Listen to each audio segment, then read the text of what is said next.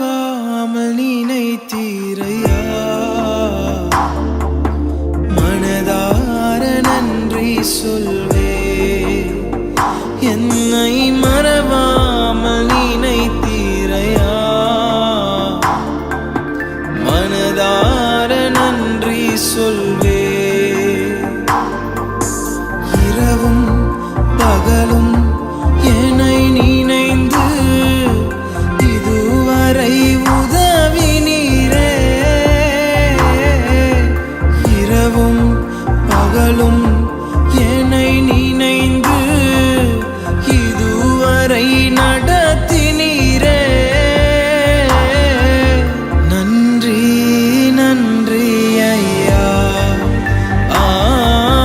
கோடி கோடி நன்றி ஐயா. நன்றி நன்றி ஐயா, கோடி கோடி நன்றி ஐயா.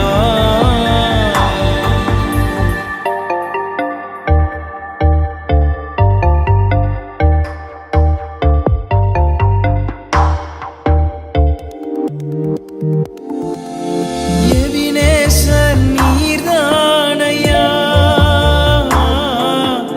இதுவரை உதவினீரே. எபினேசர் நீர்தானையா, இதுவரை உதவினீரே. எல்ரோய் எல்ரோய் என்னையும் கண்டீரே. எப்படி நான் நன்றி சொல்வேன். எல்ரோய் எல்ரோய் என்னையும் கண்டீரே. எப்படி நான் நன்றி சொல்வேன். நன்றி நன்றி ஐயா, கோடி கோடி நன்றி ஐயா. நன்றி நன்றி ஐயா, கோடி கோடி நன்றி ஐயா.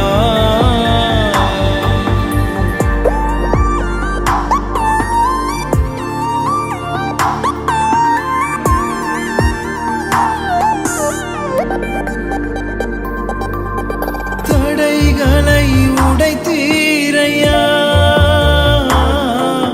தள்ளாட விடவில்லையே.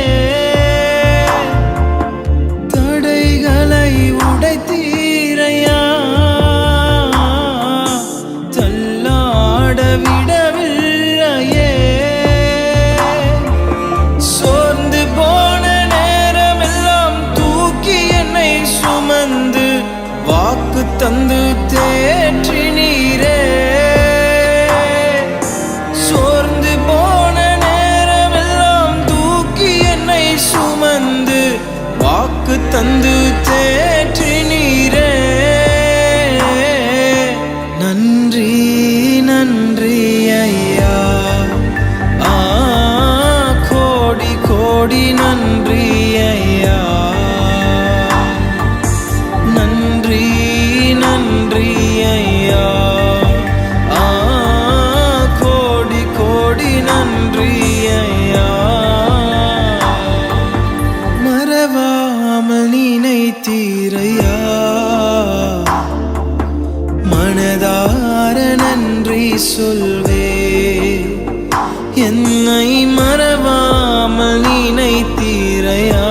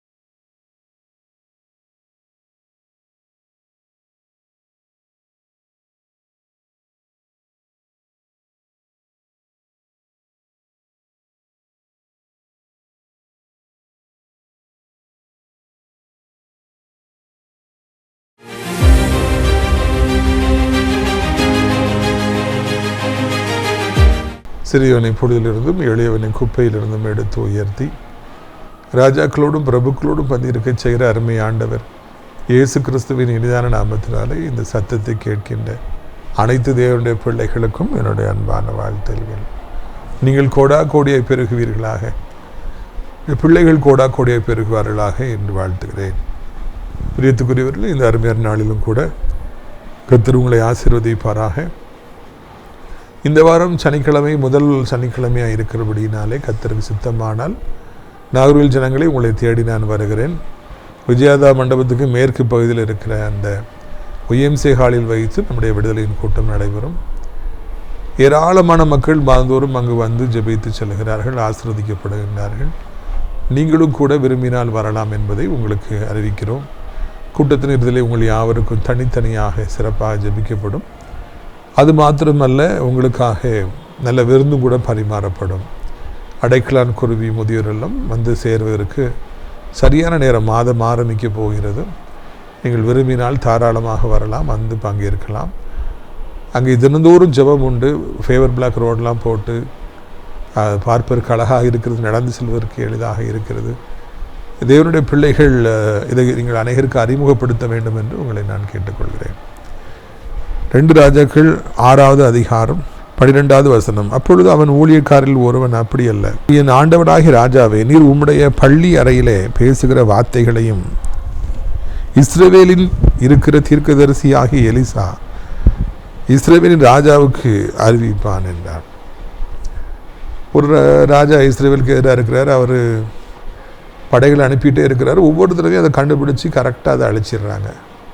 எதிர்பார்க்காத நேரத்தில் சென்று யுத்தம் செய்தால்தான் வெற்றி கிடைக்கும். ஆனால் இவர் எப்போ போனாலும், ஆட்களை எப்போ அனுப்பினாலும் அங்கே எதிர்பார்த்துட்ருக்குறாங்க. அதனால் ஜெயிக்க முடியல. அப்போ யாரோ ஒருவர் நமக்குள்ளே தான் இங்கே உளவாளியாக இருந்து நாம் போகிறதெல்லாம் சொல்லி கொடுத்துட்ருக்காருன்னு ராஜா சொல்கிறார். இல்லை இல்லை, அப்படி கிடையாது. நீங்கள் இஸ்ரவேல் தீர்க்கதரிசி இருக்கார், அவர் பேர் எலிசா. பள்ளி அறையில் பெட்ரூமில் உங்கள் ஒய்ஃப்ட்ட பேசுகிறத கூட அவரால் கேட்க முடியும், கேட்டு ராஜாவுக்கு சொல்ல முடியும். அவர் தான் எல்லா தடவையும் இப்படியாக நம்ம டீம் வர்றதை ராஜாவுக்கு சொல்லி கொடுத்துறாரு. அதனால தான் நம்ம ஜெயிக்க முடியலன்னு சொல்லி அவர் சொல்கிறார். என்னை மிகவும் பரவசப்படுத்துகிற பகுதி இது. ஒரு ஊழியக்காரனுக்கு, ஒரு தீர்க்கதரிசிக்கு எவ்வளோ வல்லமை இருக்கிறது என்பதை அவர்களை உக்கிரமாய் பகைக்கிற எதிராளிகளில் ஒருவன், எதிரி நாட்டை சார்ந்த ஒருவன் எவ்வளவு உயர்வாக சொல்லுகிறான் என்றால், எந்த அளவிற்கு எலிசா தீர்க்கதரிசி ஆண்டவரோடு கூட ஐக்கியமாக இருந்திருப்பார், வல்லமையை பெற்றிருப்பார் என்று நாம் காண்கின்றோம். பைபிளில் உள்ள நிறைய தீர்க்கதரிசிகள் நம்மை திகைக்க வைக்கின்றார்கள். அந்த அளவுக்கு அவர்கள் ஆண்டவரோடு நெருக்கமாக இருந்தார்கள். ஒரு கூட்டத்தை சபிக்க வேண்டும் என்று ராஜா தன்னுடைய மந்திரிகளை அனுப்புகிற பொழுது ஒரு தீர்க்கதரிசி சொல்லுகிறார், அப்படியா, நான் வரேனா இல்லையான்னு ஆண்டவர்கிட்ட தான் சொல்லணும். இன்றைக்கி நைட் அவர் வருவார், அவர்கிட்ட நான் பேசிவிட்டு நாளை காலையில் நான் சொல்கிறேன், நீங்கள் தங்கிடுங்க அப்படின்னு சொல்லிட்டு அப்படியே வீட்டில் தங்க வைக்கிறார். அந்த இரவு ஆண்டவர் வந்து இது யார் என்று சொல்லி அவனிடத்தில் பேசினார் என்று நாம் வாசிக்கிறோம். இன்றைக்கி நைட்டு ஆண்டவர் வருவார், அவர்கிட்ட பேசிட்டு சொல்கிறேன்னு சொல்லார்னா அது அந்த பீலையாம் எனப்பட்டவர் ஆண்டவரோடு எவ்வளவு நெருக்கமாக இருந்திருப்பார். அவர் வீட்டுக்கு ஒருவேளை ஆண்டவர் தினந்தோறும் இரவு வந்தாரா? நம்ம வீட்டுக்கு வருவார் ஆண்டவர் வந்திருக்காரா, வருவாரா? நம்மளால் அப்படி சொல்ல முடியுமா? நீ கொஞ்சம் பொறுங்க, ஆண்டவர் இப்போ வருவார் கேட்டு நான் சொல்கிறேன்னு சொல்ல முடியுமா? பழைய ஏற்பாட்டு தீர்க்கதரிசிகளை நாம் வாசிக்கிற பொழுது அவர்கள் எல்லாரும் எக்ஸலண்ட்டாக, நம்ப முடியாத வல்லமை பெற்றவர்களாக அவர்கள் இருந்தார்கள் என்று நாம் காண்கின்றோம். இந்த எலிசா தீர்க்கதரிசி இஸ்ரவேலை சார்ந்தவராக இருந்த இந்த நாட்டிற்காக தன்னுடைய வல்லமையை பயன்படுத்தி, தீர்க்கதரிசனத்தை பயன்படுத்தி ராஜாவுக்கு சொல்லிக் கொடுத்து இராணுவத்தினால் செய்ய முடியாத சாதனைகளை அவர் செய்தார். நாட்டை பாதுகாப்பதில் முக்கியமான ஒரு பங்கு அவருக்கு இருந்தது. அந்த அளவுக்கு ஆண்டவரோடு அவருக்கு ஐக்கியம் இருந்தது. அதனால் ராஜாக்களே அவர் சொல்படி தான் கேட்டு நடந்தாங்கிறதெல்லாம் பார்க்கும் பொழுது அப்படி மனம் ஏங்குகிறது. நமக்கும் ஆண்டவர் அப்படிப்பட்ட வல்லமைகளை தரமாட்டாரா? இப்படிலாம் இருக்குதா? ஒரு மனுஷன் ஆண்டவர் தேடினா ஆண்டவர் அவனுக்கு இப்படிலாம் வல்லமையை கொடுப்பாரா? மிலிட்ரியெல்லாம் வெற்றி பெறுகிற அளவிற்கு ஆண்டவர் அவனுக்கு கொடுப்பாராங்கிறதெல்லாம் சிந்தனை செய்வதற்கு ஏற்றதாக இருக்கிறது என்று பார்க்கிறோம். மனுஷன் மூலையில் எப்பொழுதுமே சாத்தான் தேவையற்ற கவலைகள் சிந்திக்க வைக்கிறான். வாலிப பிள்ளைகளுக்கு, வாலிப தம்பிமார்களுக்கு தேவையற்ற பாவங்களையே சிந்திக்க வைக்கின்றான். பெரியவர்களுக்கு எப்பொழுது பார்த்தாலும் கவலைகளையே, பிரச்சனைகளையே சிந்திக்க வைக்கின்றான். மதுபானம் பண்ணுகிறவருக்கு எப்பொழுது பார்த்தாலும் எப்பொழுது சாராயம் குடிக்கலாங்கிற அந்த எண்ணத்தையே அவன் வைக்கின்றான். சிந்தனைகளை கெடுக்கின்றவனாக சாத்தான் இருக்கின்றான். ஒரு மனிதன் தன் சிந்தனைகளில் வீணானவைகளை சிந்திக்க அவன் ஆரம்பிக்கிற பொழுது, அதற்கு அவன் இடம் கொடுக்க ஆரம்பிக்கிற பொழுது, அவன் தன்னை திருத்தி கொள்ளாமல் இருக்கிற பொழுது காலங்கள் செல்ல செல்ல செல்ல அவன் அழிந்து போகின்றான். இறைவன் தனிமையில் இருந்து இப்படி வீணானவைகளை சிந்திச்சுட்டே இருக்கிறதுனால அவங்க அப்படியே அழிஞ்சு போயிடுறாங்க. ரூமுக்குள்ளே இருந்துக்கிறாங்க, வெளியே வர மாட்டேங்கிறாங்க. என்றைக்கோ நடந்த ஒரு சம்பவம், ஒரு அற்பமான சம்பவம் அவர்களுக்கு பெரிதாக தோன்றுகிறது. நிறைய வாலிபர்களுக்கு காதலை பெரிதாக தோன்றும்படியாக செய்கிறான். அதில் தோல்வி அடைந்து விட்டேனே, அவன் என்னை ஏமாற்றி விட்டானே, அவள் என்னை ஏமாற்றி விட்டாளே என்று அவர்கள் அதை குறித்தே சிந்தனை செய்து தங்களை கெடுத்து கொள்ளுகிறார்கள். அதுக்கப்புறம் இந்த ரூம்ல இருந்தே வெளியே வருவதே இல்லை. அவருடைய வாழ்க்கையே அப்படியே முடிந்து விடுகிறது. சமீபத்தில் சென்னைக்கு ஊழியத்திற்கு செல்ல கர்த்தர் உதவி செய்தார். எவ்வளவோ தொலைவு கார்லேயே போயிட்டு கார்லேயே வரணும். அப்பொழுது ஒரு புதிதாக ஊழியத்தில் வந்திருக்கிற சகோதரனை நான் என்னோடு கூட அழைத்து கொண்டு சென்றேன். அப்போது நாள் முழுவதும் ஊழியத்தில் என் கூட இருந்தார். இரவு படுக்கைக்கு சென்றிருக்கிறோம். அவர் அங்கே கொஞ்சம் தள்ளி படுத்திருக்கிறார், நான் அங்கே படுத்திருக்கிறேன். வழக்கம் போல் இரவு எல்லாம் கடமைகளை முடித்து விட்டு, குளித்து விட்டு, சாப்பிட்டு விட்டு, நாளைக்கு ஊழியத்துக்கு ரெடியாங்க பிரதர்னு சொல்லிவிட்டு லைட்ஸ் ஆஃப் பண்ணிட்டு அப்படியே கண்களை மூடி நான் ஜெபிக்க ஆரம்பித்தேன். அது என்னுடைய வழக்கம். இரவு தூங்குவதற்கு முன்பதாக ஜெபிப்பது என்னுடைய வழக்கம்.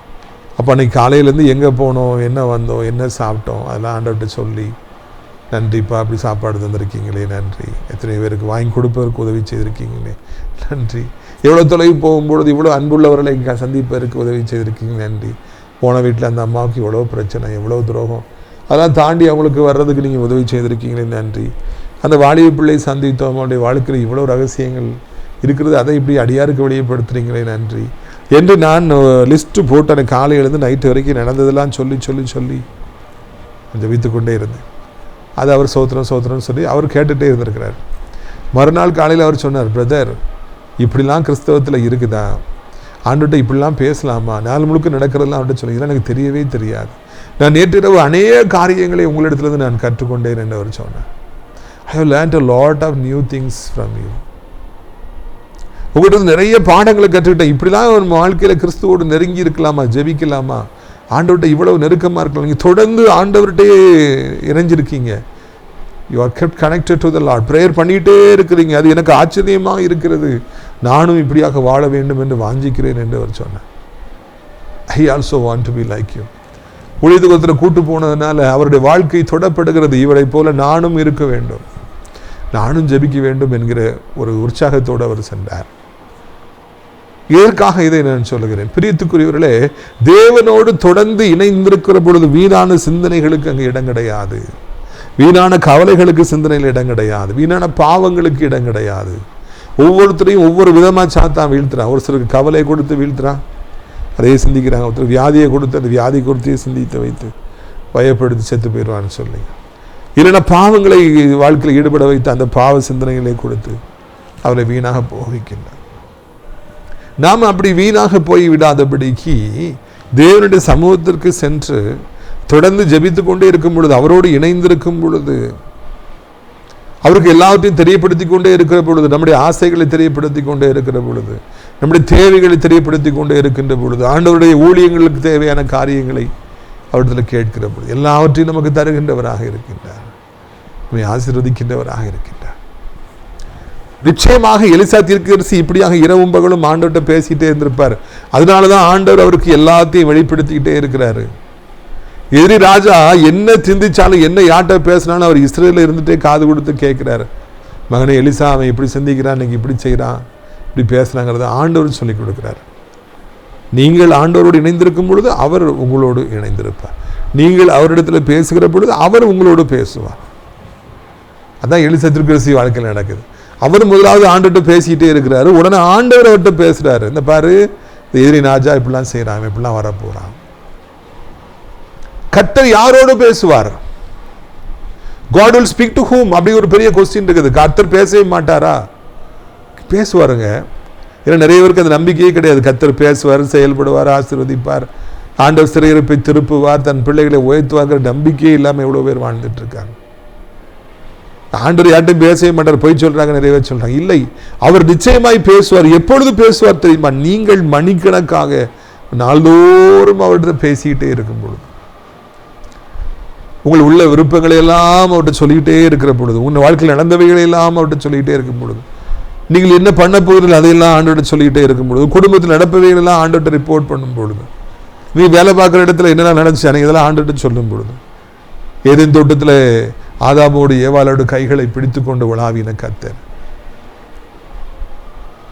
அவர் நம்மோடு கூட உலாவுவார். அவர் நாம் எல்லாத்தையும் சொல்வதை கேட்டுவிட்டு அவரும் நமக்கு எல்லாவற்றையும் சொல்லிக் கொடுப்பார். காலேஜில் படிக்கிற பிள்ளைங்க நிறைய பேர் சொல்லுவாங்க, சார் வீட்டுக்கு போனோன்னு எங்கள் அம்மாட்ட எங்கள் அப்பா கிட்ட நடந்ததெல்லாம் அப்படியே சொல்லுவோம். நல்ல குடும்பத்தில் பிள்ளைகள் அப்பா அம்மாட்ட போய் எல்லாத்தையும் சொல்கிறாங்க, அப்பா அம்மா ஆலோசனை சொல்கிறாங்க. அதே போல் ஏதேன் தோட்டத்தில் பிள்ளைகள் ஆதாமும் ஏவாளை போய் அப்பாவுடைய கையை பிடிச்சிட்டு பேசுகிறாங்க, அப்பாவும் சொல்கிறார். நான் கர்த்தரோடு பேசும்பொழுது அவர் நம்மோடு பேசுகிறார், நமக்கு நிறைய காரியங்களை சொல்லிக் கொடுக்கிறார். என் தாசனாகி ஆபிரகாமுக்கு நான் மறைப்பேனோ? இந்த பார்ப்பா ஆபிரகாம், நான் சோதகுமாராவிட்ட போயிட்டு இருக்கேன், ரொம்ப அக்கறம் செய்கிற மாதிரி தெரியுது, போய் பார்த்து அவங்க ஏதாவது செய்கிறது உண்மைன்னா உடனே அழிச்சிருவேன் பார்த்துக்க, இதை உன்ட்ட எதுக்கு நான் சொல்கிறேன்னா நான் இப்படி பண்ண போகிறேன்னு பார்த்துக்க. ஆண்டவர் தன் தாசனாகிய ஆபிரகாமுக்கு, தன் சிநேகிதனாகிய ஆபிரகாமுக்கு நான் இப்படி செய்ய போகிறேன் அப்பா என்று சொன்னாரா? ஆண்டவரிடத்தில் யார் நெருக்கமாக இருக்கிறார்களோ அவரிடத்தில் ஆண்டவர் என்ன செய்ய போகிறேன் என்று சொல்லுகிறார். தன் திட்டங்களை சொல்லுகிறார், தன் ஆசைகளை சொல்லுகிறார், அவர் செய்ய போகிறதை சொல்லுகிறார். அவர் உங்களுடைய வாழ்க்கையில் என்ன செய்ய போகிறார் என்று உங்களுக்கு சொல்லுவார். உங்களுடைய பிள்ளைகளுடைய வாழ்க்கையில் என்ன செய்ய போகிறேன் என்று சொல்லுவார்.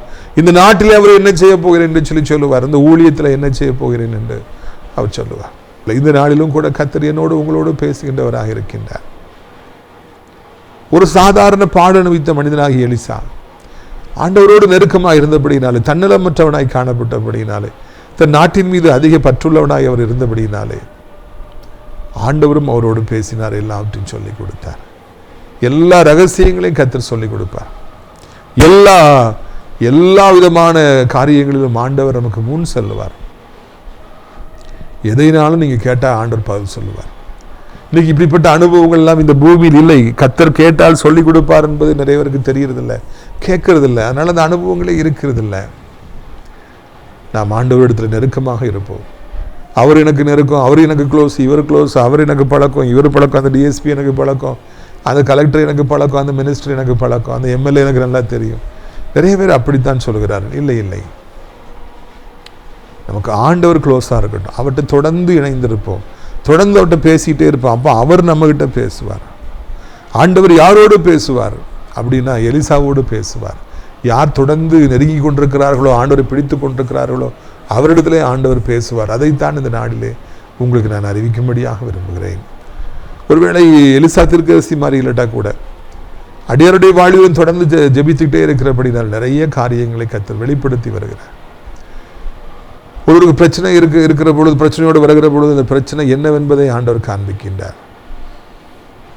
இதனால தான் இந்த ஆவி செயல்படுறதுனால தான் இவன் இப்படி கஷ்டப்படுறான், இவன் கஷ்டப்படுறாங்கிறத காமிக்கிறார். அந்த ஆவிகளோடு போராட துரத்த ஆண்டவர் உதவி செய்கின்றார். உங்களுக்கும் அவர் அப்படியே செய்வார் என்பதில் சந்தேகமே இல்லை. இந்த ஊழிய ஓடிக்கிட்டே இருக்குது. ஆசிரியர் திராட்சைப்பழ தோட்டம் இருந்துக்கிட்டே இருக்குது. எவ்வளோ பேர் வந்தாங்க போனாங்க, எவ்வளோ பேர் எதிர்த்தாங்க, எவ்வளோ பேர் அழிக்கணும்னு நினைச்சாங்க. கர்த்தர் தொடர்ந்து கொண்டு போயிட்டே இருக்கார். அவருடைய கிருபை.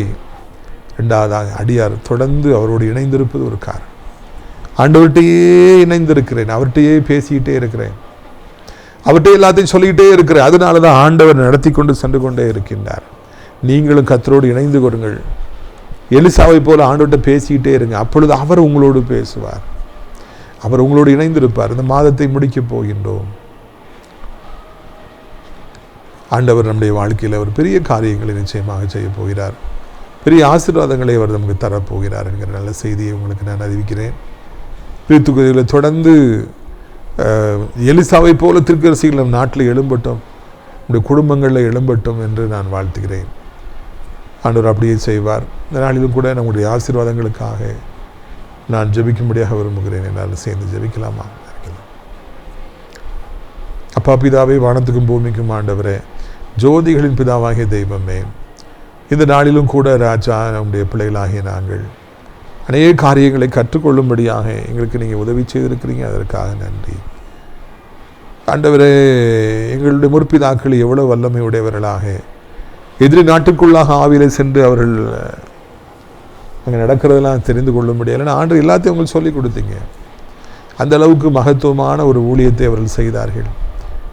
எங்களுக்கும் கூட கர்த்தாவே அப்படிப்பட்ட அனுபவங்களை தரும்படியாக, எங்களையும் கூட கர்த்தாவே நீர் வாழ வைக்கும்படியாக உடைய பாதத்தை நாங்கள் கெஞ்சுகிறோம். ஏசப்பா சோத்திரம். எவ்வளோ பேர் வியாதிப்பட்டு எவ்வளவு கஷ்டத்தின் மத்தியில் உயிருக்கு போராடிக்கிட்டு இருக்கிறாங்க. எத்தனை வருடமாகி அந்த வியாதி சுகமாக மாட்டேங்குது. இறைவா, நீங்கள் டாக்டர்ஸால் சுகப்படுத்தப்பட முடியாத வியாதிகளை, எந்த மருந்தாலும் மாத்திரையால் சுகப்படுத்த முடியாத வியாதி இலவசமாய் சுகப்படுத்த வேண்டும் என்று கெஞ்சுகிறோம். சாப்பாடு குறைஞ்சிக்கிட்டே வருது, சாப்பிடவே விருப்பம் இல்லை, நடக்கிற பலன் குறைஞ்சிக்கிட்டே வருது போன்ற நிலைமையில் மெலிஞ்சிக்கிட்டே வராங்க, படுத்தே கிடக்கிறாங்க. ஆண்டவரே, அவர்களுக்கெல்லாம் சீக்கிரமாய் சுகத்தை தார். தனிமையில் இருக்கிற பிள்ளைகளுக்கு நீ துணையாக இருந்தரணும். ஆறாத புண்கள், கட்டிகள், இன்னும் என்ன வியாதிகள் இருந்தாலும் அவைகளெல்லாம் மறைந்து போய் தகப்பன் நம்முடைய பிள்ளைகள் இந்த உலகத்தில் சுகமாக வாழ ஆண்டவரே நீர் உதவி செய்யுங்க. கிருபையினாலே நம்முடைய பிள்ளைகளை தாங்கி கொள்ளுங்க. சாப்பிட முடியல, தூங்க முடியல, நடக்க முடியல, ஒன்றுமே செய்ய முடியலன்னு சொல்கிற பிள்ளைகள் ஒவ்வொருவருக்கும் கர்த்தாவே நீர் உதவி செய்து ஒவ்வொருவரையும் நீர் வாழ வைக்கும்படிக்கு நாங்கள் ஜெபிக்கிறோம். கர்த்தாவே, இந்த அருமையான நாளிலும் கூட ஆண்டவரை தோத்திரம் ஐயா, இப்படி வல்லமை இப்பொழுதே புறப்பட்டு செல்லட்டும். இப்படி வல்லமை இப்பொழுதே புறப்பட்டு செல்லட்டும் ஐயா. எவ்வளவு தேவை இருந்தாலும் அந்த தேவைகளை சந்திக்கணும். எவ்வளவு நெருக்கத்தில் இருந்தாலும் அந்த நெருக்கங்களை மாற்றணும். எவ்வளவு லோனு, எவ்வளவு இஎம்ஐ, எவ்வளோ வட்டி கடன், பிளேடு வட்டி, என்ன வட்டி இருந்தாலும் கர்த்தாவே நீர் அதை மாற்ற வேண்டும் என்று சொல்லி கெஞ்சுகிறோம். இயேசுவி நாமத்தினாலே நீயோ கடன் வாங்காதிருப்பாய், கடன் கொடுப்பாய் எனப்பட்ட அந்த வாக்குத்தத்தம் நிறைவேறும்படிக்கு நம்முடைய பாத்தை பிடித்து கெஞ்சுகிறோம். பிள்ளைகளுக்காய் கண்ணீரோடு இருக்கிற பெற்றோர்கள், வெளியே சொல்ல முடியாது, யார்கிட்ட போய் இதை சொல்லுவோன்னு சொல்லி நெருக்கத்தோடு இருக்கிற பிள்ளைகள், ஒவ்வொரு பிள்ளைகளுக்கும் கர்த்தாவே அற்புதத்தை செய்ய, அதிசயத்தை செய்ய. ஆண்டவரே, நீரே நம்முடைய பிள்ளைகளுடைய வாழ்க்கையில் மிகப்பெரிய மாற்றங்களை கொண்டு வார். இயேசுவே, இந்த நாளிலும் கூட ராஜா தோத்திரம் ஐயா, நீண்ட காலமாய் காத்திருக்கிற பிள்ளைகளுக்கு ஒரு அற்புதத்தை செய்து அவர்களை சந்தோஷப்படுத்த வேண்டும் என்று கேட்கிறேன். உலகங்களுக்கு அத்தனை நாடுகளையும் ஆசீர்வதியும், இந்திய தாய் திருநாட்டை ஆசீர்வதியும், அனைத்து மக்களையும் ஆசீர்வதியும். முக்கியமாக இயேசப்பாவுடைய பிள்ளைகள், நீ தேடுகிற பிள்ளைகள், உமக்கு பின் செல்கிற பிள்ளைகள் ஒவ்வொருவரையும் ஆசீர்வதியும். அவர்கள் யார் வெட்கப்படக்கூடாது. அவரை தொடர்ந்து வருகிற பார்வோனின் சேனைகள் மூழ்கி அழியட்டும். செங்கடல்கள் அவர்களுக்காக இரண்டாய் பிளக்கட்டும் என்று சொல்லி ஜெபிக்கிறேன். நான் சிறை திராட்சைப்பழ தோட்ட ஒளிகளை நேசிக்கிறேன். நாள்தோறும் நம் நிகழ்ச்சிகளை பார்க்கிற, அறிமுகப்படுத்துகிறேன். ஒவ்வொரு நல்ல உள்ளத்தையும் ஆசீர்வதியும் அப்பா. இந்த நாளிலும் கூட மெய்யாகவே அற்புதம் செய்யும். மெய்யாகவே ஆண்டவரே, நம்முடைய ஊழியத்தில் முதியோரிடத்தில் தங்குவதற்கு அநேகரை அழைத்து கொண்டு வாரும். அங்கே இருக்கிற கட்டுமான பணிகள்லாம் கர்த்தர் பொறுப்படுத்தி நடத்தும். இந்த சத்தத்தை கேட்டு இணைந்து ஜெபித்த ஒவ்வொருவரையும் ஆசீர்வதியும். கர்த்தர் மகிமைப்படும். இயேசுவின் மூலம் ஜெபிக்கிறோம் நல்ல பிதாவே, ஆமென். என் ஆத்துமாவை கர்த்தரை சோத்திரி, என் முழுவதுமே அவருடைய பரிசுத்த நாமத்தை சோத்திரி. என் ஆத்துமாவை கர்த்தரை சோத்திரி, அவர் செய்த சகல உபகாரங்களை ஒருபொழுதும் மறவாதே, ஆமென். கர்த்தராகிய இயேசு கிறிஸ்துவுடைய கிருபையும் பிதாவாகிய தேவனுடைய அன்பு பரிசுத்தாடி அந்யோன்ய ஐக்கியமில்லாத பிரசன்னம் உங்கள் அனைவரோடும் இன்றைக்கு சில காலங்களில் தங்கியிருப்பதா. அல்லேலூயா, அல்லேலூயா. God bless you.